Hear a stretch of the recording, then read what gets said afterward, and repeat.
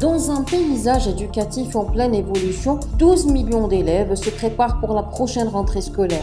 Face à une dynamique de changement constante, comment évaluer l'apprentissage de nos enfants? Quelles actions concrètes doivent être prises pour renforcer la formation des enseignants, rendre les programmes pédagogiques captivants et orienter l'école vers la numérisation? Avec l'introduction de l'anglais au primaire et les réformes annoncées des examens officiels, comment prépare-t-on nos élèves à l'avenir? C'est dans cet esprit de réflexion que nous vous invitons à explorer l'avenir de l'éducation nationale en Algérie dans ce nouveau numéro de votre émission spéciale Le Point VIP. Un rendez-vous hebdomadaire proposé par votre quotidien Al Watan où des experts du domaine partageront leur analyse pour éclairer les perspectives de l'éducation à l'aube d'une nouvelle année scolaire. Prêt pour 26 minutes de débat autour du système éducatif algérien? C'est parti!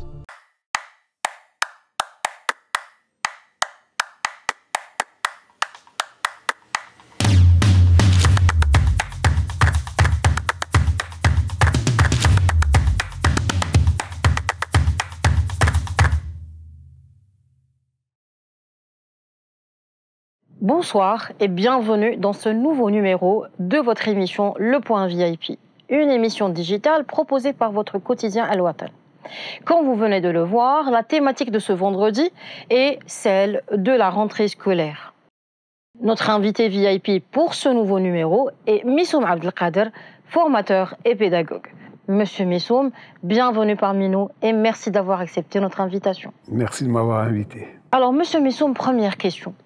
À quelques jours justement de la rentrée scolaire, quelle évaluation peut-on nous aujourd'hui faire de l'apprentissage à l'école? C'est une grande question que vous me posez là et qu'on ne peut pas aborder par une réponse aussi brève et aussi directe que cela. Parce que l'apprentissage chez nous, dans le système éducatif algérien, est évalué à travers le système d'évaluation, c'est-à-dire à travers les examens. Or, l'évaluation de l'apprentissage prend d'autres formes, doit prendre d'autres formes. Elle doit être faite sous forme d'études appropriées, de recherche pédagogique, de recherche évaluative, de recherche scolaire. À travers le monde, les systèmes éducatifs sont évalués par des tests comme PISA, TIMSS, etc., qui évaluent les apprentissages. Chez nous, il n'y a que les systèmes d'évaluation, c'est-à-dire les examens de fin d'année, qui nous permettent d'avoir une vision, un tant soit peu réaliste, mais nous constatons un décalage entre les résultats des évaluations et les apprentissages. La preuve en est que, même quand les résultats des examens sont bons, on constate chez nos enfants, chez nos élèves, des lacunes en lecture, par exemple, en écriture, des défaillances d'apprentissage. Ce qui signifie pour nous que nous ne devons pas, pour évaluer les apprentissages, nous ne devons pas tabler uniquement sur les systèmes d'évaluation scolaire. Cette année, il y a une nouveauté, c'est-à-dire à travers l'évaluation des prérequis de la 5e, qui est une tentative d'évaluer ces apprentissages. Nous n'avons pas encore les résultats finaux de cette expérience. C'est une première. On attend qu'elle soit encore davantage analysée, mieux cernée, etc. Il y a des premiers constats, mais c'est quand même un pas en avant dans le système d'évaluation des apprentissages. Ben justement, les premiers constats disent quoi justement par rapport à cet examen? Ben, ils montrent beaucoup de lacunes. Il y a une insatisfaction qui a été enregistrée parce que les systèmes d'évaluation, les systèmes des examens nous ont quand même plus ou moins induits ces dernières années en erreur et nous l'avons constaté quand même à partir des taux de redoublement. En première année moyenne, par exemple, pour ce qui concerne le passage du primaire au moyen, et en première année secondaire, pour ce qui concerne le passage du moyen vers le secondaire. Les taux de redoublement étaient tellement importants que cela pouvait se traduire par une remise en cause carrément de la manière d'apprentissage. Absolument, absolument. Ok, très bien. Est-ce que vous pensez aujourd'hui que les examens, justement, les examens de fin d'année ou les examens officiels sont suffisants? Nous ne parlons pas que des examens officiels, mais aussi des différentes évaluations qu'il y a durant l'année et aussi des compositions également. Est-ce que cela est suffisant ou y a-t-il en fait une autre manière carrément d'évaluer un enfant? Non, bien sûr, il y a d'autres manières. Mais ce qu'il faut constater, c'est que d'abord, il y a un décalage entre les examens en cours d'année et les examens de fin d'année. Il n'y a pas eu ce lien, cette corrélation qui doit lier les enseignements aux examens finaux d'évaluation. Bon, la preuve en est cette fiche de synthèse qui est tellement revendiquée, parce que c'était une façon de relier les résultats en cours d'année à travers les compositions, à travers les devoirs, à travers toutes les activités scolaires in situ, c'est-à-dire en classe, et l'examen final. Bon, nous avons de bons élèves qui échouent. Et nous avons des élèves faibles qui réussissent. Comment peut-on expliquer ça? Justement, ça c'est une grosse défaillance du système éducatif chez nous, mais... qu'on pourrait rattraper facilement? Absolument, absolument. C'est en revenant tout simplement au contrôle continu, en investissant dans la confiance en l'enseignant, en responsabilisant les équipes pédagogiques davantage et ne pas tabler sur uniquement l'examen sur table de fin d'année. Et puis, cette évaluation de fin d'année doit dépasser l'aspect écrit. Elle doit prendre en charge d'autres formes. La partie orale? Par exemple, l'oral, les travaux pratiques. On évalue bien les élèves en sport. Pourquoi ne pas les évaluer en termes au niveau des travaux pratiques? Parce que sinon l'enseignement resterait un enseignement théorique. D'ailleurs, c'est la tendance que nous constatons au niveau des enseignants. Donc finalement, vous, pédagogiquement parlant, vous incitez à sortir de l'aspect théorique et d'aller vers un aspect plus ou moins pratique pour pouvoir mieux évaluer nos enfants. Absolument. Ok. Donc justement, je vais rebondir sur le point où vous avez justement parlé de l'équipe pédagogique. Le problème de la formation des enseignants a toujours été relevé. Absolument. Est-ce qu'aujourd'hui, c'est réellement le cas ou y a-t-il en fait des améliorations qui ont été apportées et qu'est-ce qu'on pourrait encore faire davantage dans ce sens? Non, je pense que les améliorations apportées ne sont pas encore significatives pour leur donner cette importance ou pour que ces initiatives aient l'effet escompté. La formation des enseignants est quelque chose de très très important et de très lourd et de très décisif pour la carrière de l'enseignant.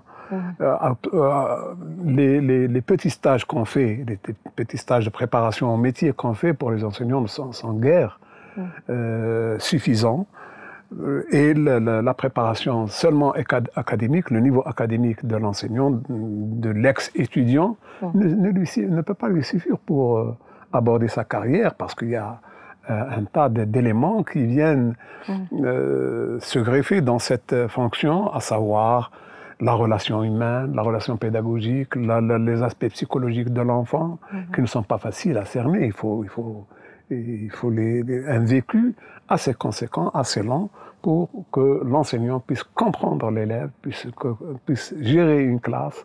Et ça, c'est toute une, tout un apprentissage, toute une formation, toute une apprenance. Un mot nouveau qu'on utilise pour... Toute une nouvelle apprenance, effectivement. Voilà. Et bien voilà, donc, et également, en fait, cette formation des enseignants devrait être encore plus poussée pour pouvoir parler à une génération de plus en plus connectée. Aujourd'hui, justement, cette génération trouve parfois du mal à s'adapter au programme. Comment peut-on aujourd'hui rendre les programmes éducatifs aussi riches qu'ils le sont aujourd'hui? Comment peut-on les rendre plus attrayants et plus captivants pour cette génération? D'abord, il faut opérer une sélection au niveau de ces programmes. Ils sont lourds, et il y a plusieurs disciplines. Il faut d'abord qu'il y ait un travail d'interaction, d'intégration, un travail d'interdisciplinarité au sein de ces programmes. Il faut un allègement conséquent parce que la quantité du savoir à travers les programmes est lourde. Maintenant, il faut avoir d'autres méthodes pédagogiques pour surmonter cette quantité de savoir et de connaissances qui est accessible par ailleurs aux élèves et aux enfants par les moyens technologiques que nous connaissons tous actuellement et tabler sur les apprentissages, j'allais dire les apprentissages structurants, c'est-à-dire le raisonnement, c'est-à-dire l'esprit critique, c'est-à-dire l'esprit d'analyse et bon, bien sûr, la mémorisation reste quand même importante, mais faut qu'elle ait un statut, disons, moins important qu'elle est aujourd'hui, et insister sur l'esprit logique et d'analyse et surtout de compréhension et de logique de l'enfant. Et puis, surtout, intégrer les disciplines. Dans les programmes officiels actuellement, on parle de situation d'intégration. Une situation d'intégration au sein d'une même discipline n'a pas tellement de sens. Vous abordez un problème de mathématiques, il a tout de suite un lien avec la vie, avec ce que l'enfant peut vivre. Pourquoi ne pas lier cette situation mathématique à l'origine, mais avec, à la vie de tous les jours. À la vie de tous les jours, à la vie, avec d'autres disciplines, telles que les sciences naturelles, telles que la physique, telles que la chimie. C'est fusionner en fait les exercices pratiques entre les deux, entre deux disciplines, comme ça on pourrait... Entre plusieurs mêmes disciplines. Entre plusieurs disciplines. On apprend bien la langue en exerçant des mathématiques. Et inversement, on apprend bien les mathématiques en faisant attention à la langue. C'est l'un d'ailleurs des principes de la logique en mathématiques, par exemple.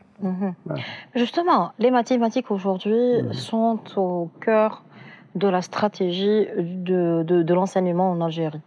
Comment pourrait-on justement améliorer ça?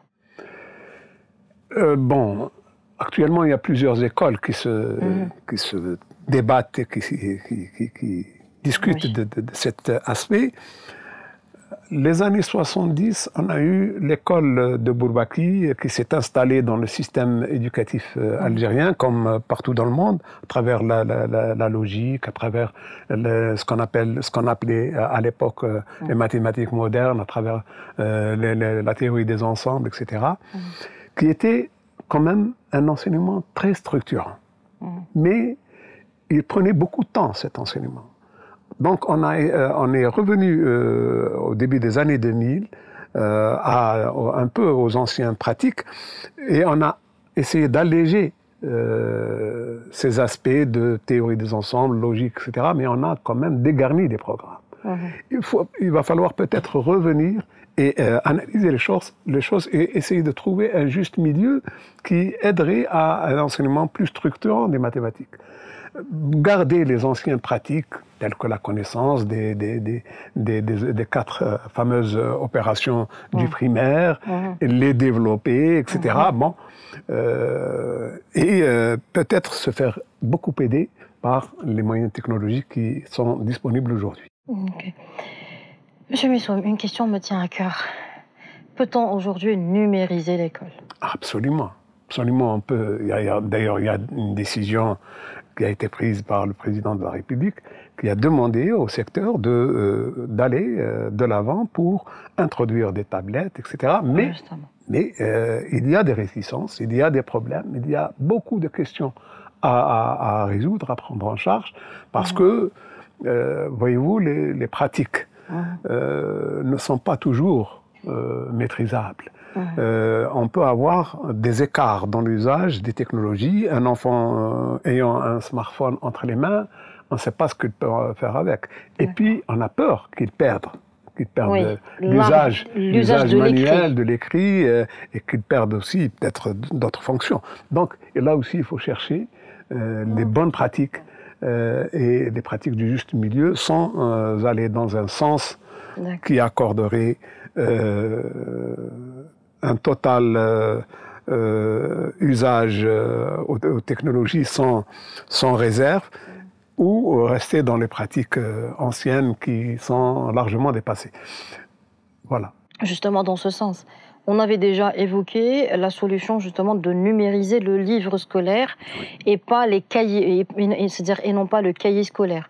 Donc laisser le cahier existant, laisser le stylo existant, mais le livre, ce serait sympa au fait, ou ce serait plus efficace justement de le numériser pour éviter justement le problème du poids du cartable. Oui. Est-ce que ce serait une bonne solution pédagogiquement parlant? Absolument, ça serait une solution qui est une solution moderne et d'avenir et qui va nous faire sortir de cette question de l'usage de la lourdeur du cartable. Bon, mais la lourdeur du cartable est due aussi à la lourdeur de la connaissance. Oui. Et qui peut être facilement véhiculée par les moyens technologiques, mais seulement là aussi, il y a des règles, il y a des méthodes, il y a des pratiques à mettre en place pour ne pas glisser dans un sens d'excès ou dans un autre. Voilà, toute la question est là. Toute la question est là parce qu'un usage excessif de la technologie, de l'éducation, de l'information et de la communication peut entraîner des effets négatifs, des effets néfastes pour les enfants. Et actuellement, tout le monde se cherche, y compris des pays développés où cette question se pose avec pertinence. Et on essaie de trouver un sens de la mesure pour que les enfants ne soient pas justement touchés par les effets négatifs de la numérisation, que ce soit en termes physiques, pour les yeux, que ce soit en termes, disons, d'images incontrôlées et qui peuvent porter préjudice aux enfants. D'accord. Alors, une autre question qui est relative justement aux nouveautés, étant donné qu'on vient de parler des tablettes à l'école, il y a également l'anglais au primaire. Oui. C'est également une nouveauté qui a été introduite l'année dernière. Aujourd'hui, on y a apporté des modifications. En intégrant l'anglais à la 4e année du primaire au lieu de la 3e année. Aujourd'hui, quelle évaluation peut-on nous faire après une année? C'est encore trop tôt pour faire une évaluation au bout d'une année. Ce n'est pas possible, mais on peut avoir de premiers constats parce que c'est une mesure très importante qui a été prise là et elle est de sens politique. Beaucoup plus que de sens pédagogique, je dois vous le dire. D'accord. Parce que selon les pédagogues, introduire 2 langues étrangères une même année, c'est un très gros risque pour les enfants. Et il y a une réserve importante exprimée par les pédagogues. Maintenant, le train est parti. Il faut faire avec. Et une évaluation serait peut-être jouable, faisable dans une année ou deux. Et bon, là, s'il y a la sagesse au niveau des enseignants et au niveau des pédagogues pour enseigner l'anglais uniquement en tant qu'oral, c'est bon. Parce qu'il est connu dans le monde de la psychopédagogie qu'un enfant vers la 6e, 7e année de sa vie peut apprendre plusieurs langues. Mais il peut les apprendre oralement. Dans l'oral et pas dans l'écrit. Pas dans l'écrit. L'écrit. D'accord. D'autant plus qu'il y a deux sens d'écriture dans la scolarité de l'enfant. De droite à gauche et de gauche à droite. Voilà. Ça perturbe. Ça, c'est des problèmes de dyslexie. Mais en tant que langue, en tant qu'oral, l'enfant peut être à l'aise et venir vers l'écrit plus tard. Je pense qu'on peut avoir des résultats positifs si on opère comme ça. Et justement, le fait d'amener l'anglais à la 4e année primaire a été venu justement après les recommandations des pédagogues. C'est pour ça que ça a été décalé à la 4e année. Pensez-vous que ça reste toujours une bonne initiative, sachant que l'enfant a déjà pris connaissance de l'écriture de gauche à droite et de l'alphabet latin. Donc, les pédagogues n'ont jamais été unanimes pour l'introduction de l'anglais au niveau de la 4e année primaire. Il y a toujours des débats d'école. Il y a toujours des réserves exprimées par les uns et par les autres. Je pense qu'il y aura toujours des réserves. Oui, oui, bon, maintenant... Même si on revient au système de 6 années, au primaire, même si on revient toujours à ça, il y donc les réserves, on ne peut pas, en fait. Parce que là, c'est de l'humain, quand même. C'est de l'humain, et l'humain n'obéit pas à des règles de science exactes. Effectivement. Donc, pensez-vous que ça reste toujours une bonne initiative de l'emporter à la 4e année que de les avoir les deux, le français et l'anglais, au 3e année? Pas forcément. Il faut attendre encore quelques temps pour évaluer, mais ceci dit, on ne sait pas. On ne sait pas, je vous le dis sincèrement, je ne sais pas. Personnellement, je ne sais pas. Mais ce que je sais, c'est que les enfants vont apprendre cette langue oralement, oui. Ça va leur être utile. L'anglais, on en a besoin. On a besoin aussi du français, de toute façon. Oui.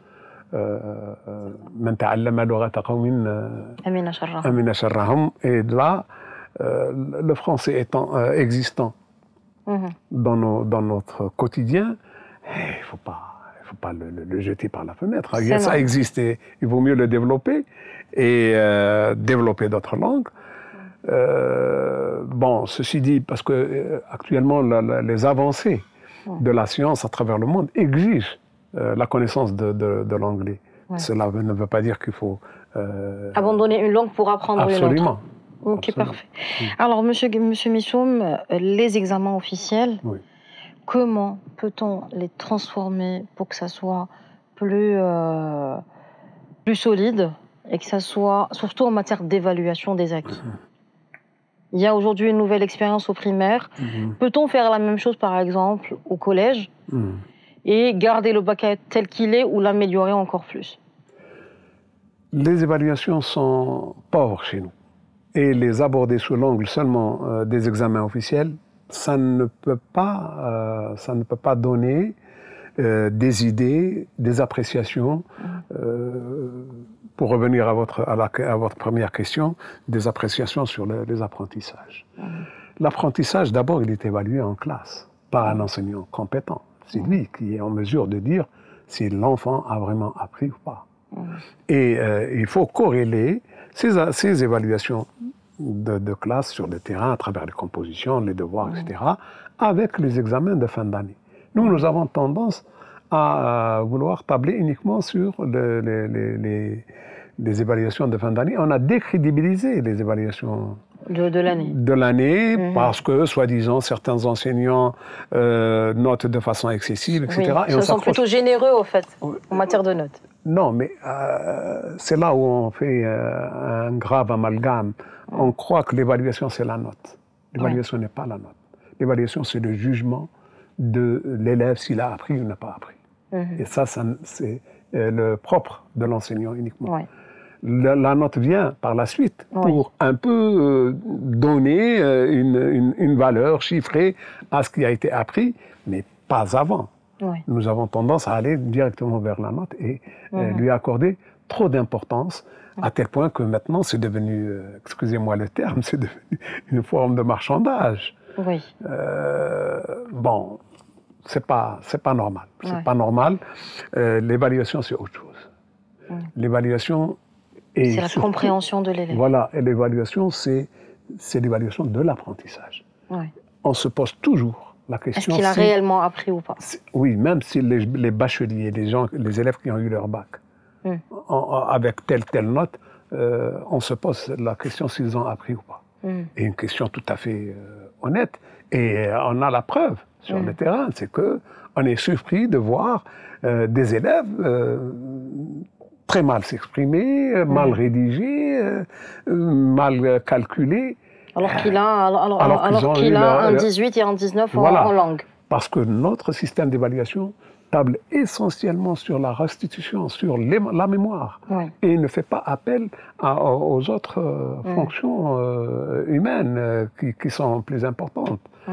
Nos élèves sont intelligents, mais on ne leur accorde pas cette on ne donne pas la chance à cette intelligence d'émerger. Absolument. Monsieur Missoum, merci d'avoir été parmi nous. C'est ainsi que prend fin notre numéro du Point VIP de ce vendredi. Restez connectés. On se donne rendez-vous la semaine prochaine.